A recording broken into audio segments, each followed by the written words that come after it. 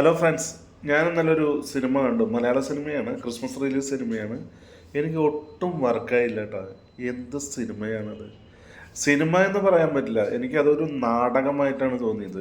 പണ്ട് കാലത്ത് നമ്മൾ സ്റ്റേജിലൊക്കെ നാടകം കളിക്കില്ലേ, ആ നാടകം കളി നമ്മൾ കാണാൻ പോവില്ലേ, അതുപോലെ ഒരു സിനിമ. ഒരു എന്താ പറയുക, ഒരു സുഖമില്ല. പക്ഷെ അതിലെ കഥയൊക്കെ മതഭ്രാന്തനെ കുറിച്ചൊക്കെയാണ് പറയുന്നത്.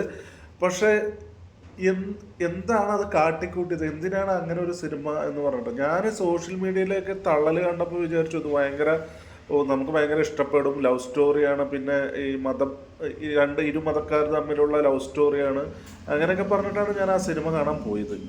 എൻ്റെ പൊന്നോ, എൻ്റെ അടുത്തിരിക്കുന്ന ആള് ഉറങ്ങി എന്നിട്ട് ഞാൻ എന്തായാലും പടം ഫുള്ളായി കാണണമല്ലോ എന്ന് പറഞ്ഞു. അപ്പോൾ ആകെ 5-10 പേരുണ്ടായിരുന്നുള്ളൂ. അപ്പോഴേ ഞാൻ മനസ്സിലാക്കി ആകെ ഒരു ഷോ ഉള്ളൂ നമ്മുടെ നാട്ടിൽ വടക്കഞ്ചേരിയിൽ. അപ്പോൾ ഞാൻ ആ പടം വിചാരിച്ചു ചിലപ്പോൾ ചില ആളുകൾക്ക് ഇഷ്ടപ്പെടില്ല, അങ്ങനെ ഒതുങ്ങിയ പടമായിരിക്കുന്നു വിചാരിച്ചു.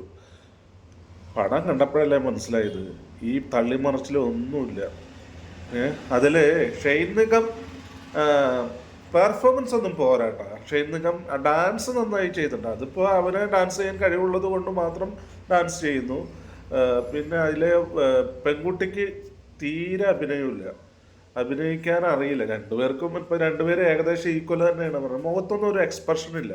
പിന്നെ എന്തെങ്കിലും കാട്ടിക്കൂട്ടിയത് അതിൻ്റെ സഹ ആർട്ടിസ്റ്റുകളാണ് കുറച്ചെങ്കിലും ചെയ്തു എന്ന് പറയാൻ. പക്ഷേ പടം, ഈ ഡയറക്ഷൻ വളരെ മോശം, തിരക്കഥ വളരെ മോശം, എന്താ പറയുക, വർക്കായില്ല. ഒരു നാടകം കാണുന്ന പ്രതീതി.